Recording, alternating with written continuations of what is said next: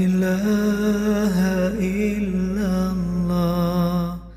এজন্য আমরা যে কোনো পাপই করি না কেন, পাপ হয়েই যেতে পারে, আশা হারানোর কারণ নাই। Never lose hope, never give up. মুমিন কখনো আশা হারায় না, মুমিন কখনো নিরাশ হয় না। মুমিনের আশা ভরসা একটা সত্তার উপরে। চিৎকার করে বলতে হবে, তিনি কে? আল্লাহ। এজন্য পাপ হওয়ার সাথে সাথে আমরা তওবা করব কার কাছে? শয়তান আল্লাহরে বলল, মাবুদ এত জান্নাত বানিয়ে কি লাভ? আপনার একটা বান্দারও জান্নাতে ঢুকাতে পারবেন না।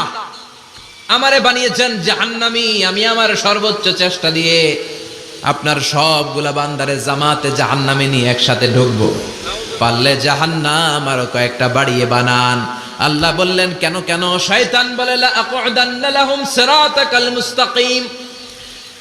আপনার বান্দা জামাতে নামাজ পড়তে যেতে চাইবে, ওখান থেকে ধোকার ওয়াসওয়াসা দিয়ে আমি গানের কনসার্টে নিয়ে যাব। তাফসির মাহফিলে কোরআন শুনতে যেতে চাইবে, ধোকা দিয়ে আমি মদের আড্ডাখানায় নিয়ে যাব।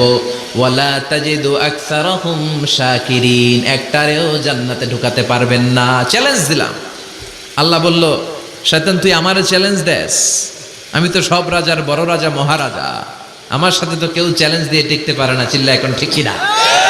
শয়তান তুই চ্যালেঞ্জ দিলি, আমিও তোর চ্যালেঞ্জ নিলাম। ওয়া ইজ্জতি ওয়া জালালি ওয়া ইরতিফাই মাকানি। আমার ইজ্জতের কসম, আমার জালালিয়াতের কসম, আমার মহানত্বের কসম, আমার ক্ষমতা আর দাপটের কসম, আজীবন আমার বান্দা গুনাহ করবে, পাপ করবে, অন্যায় করবে, কোন এক তাফসির মাহফিলে এসে চোখের পানি ছেড়ে যখন ক্ষমা চাইবে, আমি জীবনের সব গুনাহ মাফ করে দেব। আমি আমার বান্দার জীবনের সব গুনাহ মাফ করে দিয়ে জান্নাতে ঢুকায় দেব। তখন তুই কি করবি? লাগফিরান্না লাহুম মা দামু ইস্তাগফিরুনি। যতক্ষণ আমার বান্দা আমার কাছে ক্ষমা চাইবে, আমি আমার বান্দার জীবনের সব গুনাহ মাফ করে দেব। সুবহানাল্লাহ পড়ে।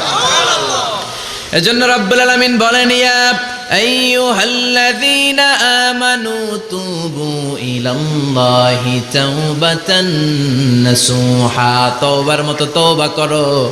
তওবার মতো তওবা করলে যত বড় অন্যায় হোক, পাপ হোক, গুনাহ হোক, সব গুনাহ মাফ করে দিতে পারে কে? আল্লাহ। সাইয়েদনা আদম আলাইহিস সালাম ভুল করলেন, শত শত বছর কাঁদলেন।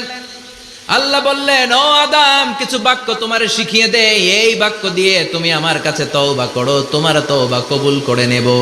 সাইয়েদনা আদম বললেন, রব্বানা, পড়েন, রব্বানা যালামনা আনফুসানা ওয়া ইল্লাম তাগফির লানা ওয়া তারহামনা লানাকুনান্না মিনাল খাসিরিন।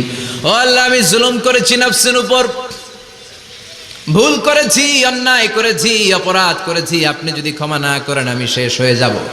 লানাকুনান্না মিনাল খাসিরিন, আমি ক্ষতিগ্রস্তদের মধ্যে শামিল হয়ে যাব। ঠিক কি না?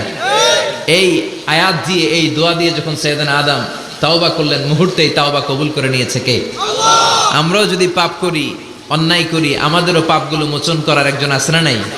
তিনি গাফিরিয যাম কাবিলিত তাওব।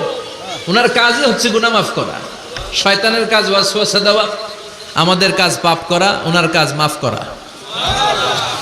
আল্লাহ ডেকে বলে, গোলাম তোরা যদি পাপ না করতি আর বারবার মাফ না চাইতি, তাহলে তোদেরকে ধ্বংস করে দিয়ে জমিনের বুকে এমন একটা জাতি আমি বানাতাম যারা পাপ করতো আর মাফ চাইতো, আর আমি মাফ করতাম। সুবহানাল্লাহ পড়েন। মাফ করতে আল্লাহর বড্ড ভাল লাগে, চোখের পানি দেখতে আল্লাহর বড্ড ভাল লাগে। কায়মনো বাক্যে কেউ দোয়া করছে, এই দৃশ্য দেখতে আল্লাহর ভালো লাগে। চিল্লায় বলেন সুবহানাল্লাহ। এজন্য পাপ আমাদের যত বড় হোক, আমাদের জন্য মাফ আছে না নাই? এজন্য যত পাপ, যত অন্যায় আমরা করি না কেন, আমাদের এই পাপগুলো, অন্যায়গুলো ক্ষমা করার একজন আছে না নাই? তিনি কে? এজন্য সব সময় তওবা করতে রাজি আছেন তো? প্রতিদিন শত শতবার তওবা করতে রাজি আছেন? প্রতিদিন শত শতবার ইস্তেগফার পড়তে রাজি আছেন? বিশ্বনবী প্রতিদিন 70 বারেরও বেশি ইস্তেগফার করতেন। শুধু টয়লেটে যে মুহূর্তে থাকতেন ওই মুহূর্তে পড়তেন না। টয়লেটে ঢুকার মুহূর্তে বিশ্বনবী ইস্তেগফার পড়তে পারতেন না, তাই টয়লেট থেকে বেরোয়েই তিনি ইস্তেগফার পড়তেন। তিনি পড়তেন গফরানাক। কি পড়তেন? গফরানাক মানে হলো আস্তাগফিরুল্লাহ। গফরানাক মানে কি? গফরানাক মানে আল্লাহ আমি আপনার ক্ষমা চাই, মানে আস্তাগফিরুল্লাহ। আবার বিশ্বনবী বলতেন, মান লাযামাল ইস্তিগফার জাআলাল্লাহু লাহু মিন কুল্লি দিকিন মাখরাজা। যে ব্যক্তি সব সময় ইস্তেগফারের সাথে লেগে থাকে, তাকে সব সময় বিপদ থেকে মুক্তি দিবে কে? আল্লাহ। আমাদের জীবনে বিপদ আছে না নাই? কত ধরনের বিপদ।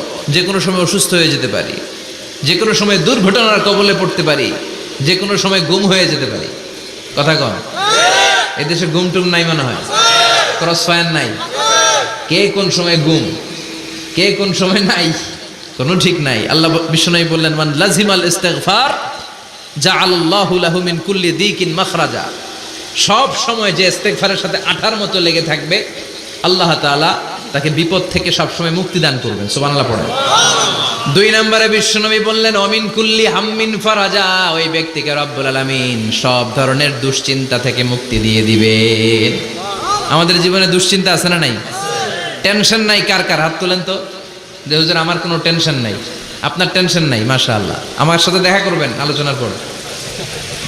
টেনশন ছাড়া মানুষ আছে?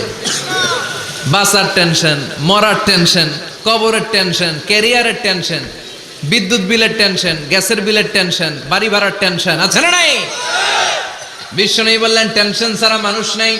সব সময় আঠার মতো যে ইস্তিগফারের সাথে লেগে থাকবে, তাকে টেনশন মুক্ত করে দিবে কে? 3 নাম্বার, ওয়ারযুকহু মিন হাইসু লা ইয়াহতাসিব। এমন জায়গা থেকে আল্লাহ তাআলা রিজিকের ব্যবস্থা করে দিবেন, সে কল্পনাও করতে পারবে না।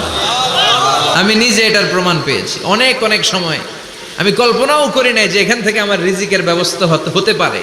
এমন পরিমাণে রিজিকের ব্যবস্থা এসেছে, 2 হাতে নিয়েও কুলাতে পারি নাই। এজন্য সব সময় চলতে ফিরতে উঠতে বসতে ইস্তিগফারের সাথে লেগে থাকার দরকার আছে না নাই? আবার বিশ্বনবী বললেন, সদা সর্বদা যারা সব সময় ইস্তিগফার পড়বে, আল্লাহর পক্ষ থেকে কোনো আযাব গজব তাদের উপর পাকড়াও হবে না। ওয়া মা কানাল্লাহু মুআযযিবাহুম ওয়া হুম ইস্তাগফিরুন। সুবহানাল্লাহ। যতক্ষণ তুমি ইস্তিগফার পড়বে, আল্লাহর পক্ষ থেকে প্রোটেকশন আছে না নাই? তাহলে 4টা জিনিস পেলেন। 1 নম্বরে, বিপদ থেকে মুক্তি দিবে কে? টেনশন মুক্ত করে দিবে কে? রিজিকের ব্যবস্থা করে দিবে কে? আল্লাহর আযাব আর গজব থেকে আপনার হেফাজতে রাখবে কে? ইস্তিগফার পড়ার 5 নাম্বার ফজিলত হচ্ছে, সব সময় ইস্তিগফার পড়লে আপনি মুস্তাজাবুদ দাওয়া হয়ে যাবেন। কি হয়ে যাবেন? মানে দোয়া করলেই কবুল করবে কে? আল্লাহ। মুস্তাজাবুদ দাওয়া, এই টার্মিনোলজি, এই পরিভাষাটা কি আজকে প্রথম শুনলেন? খেয়াল রাখবেন, মুস্তাজাবুদ দাওয়া মানে এমন ব্যক্তি, যেই ব্যক্তি দোয়া করতে দেরি কিন্তু দোয়া কবুল হতে দেরি হয়। হাত তুলে দোয়া করতে দেরি, মুহূর্তেই দোয়া কবুল করে নেয় কে? আল্লাহ। আপনি যদি সব সময় ইস্তিগফারের আমলটা করেন, আপনারে মুস্তাজাবুদ দাওয়া বানিয়ে ফেলবে কে? আল্লাহ। মুস্তাজাবুদ দাওয়া। আপনি সব সময় যদি ইস্তিগফারের সাথে আঠার মতো লেগে থাকতে পারেন, আপনি দোয়া করা মাত্র দোয়া কবুল করে নেবে কে? আল্লাহ। এজন্য সব সময় অবসরে বসে আছেন, বাস স্টেশনে বসে আছেন, সিএনজিতে চড়ে এক জায়গা থেকে আরেক জায়গায় যাচ্ছেন, বিছানায় শুয়ে আছেন, পড়বেন আস্তাগফিরুল্লাহ। কি পড়বেন? প্রাণ খুলে মন থেকে আওয়াজ করে সবাই পড়েন আস্তাগফিরুল্লাহ।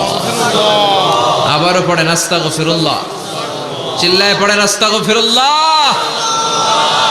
আবার বিশ্বনবী বললেন, যে ব্যক্তি পড়বে আস্তাগফিরুল্লাহ আল্লাযী লা ইলাহা ইল্লা হুয়াল হাইয়ুল কাইয়্যুম ওয়া আতুবু ইলাইহি, যুদ্ধের ময়দান থেকে যদি কেউ পালিয়ে যায়, তার কোনো মাফ নাই।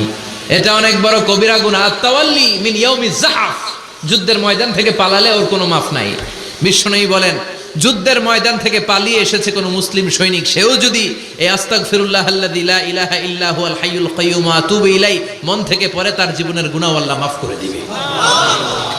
আবার সাইয়েদনা আবু বকর, সহিহ বুখারীর বর্ণনা, বিশ্বনবীরে বললেন, ইয়া রাসূলুল্লাহ আল্লিমনি দুআআন আদউ বিহি ফি সালাতি। ও নবী, আপনি আমারে এমন একটা দোয়া শিক্ষা দেন, যেই দোয়াটা আমি নামাজের মধ্যে করব।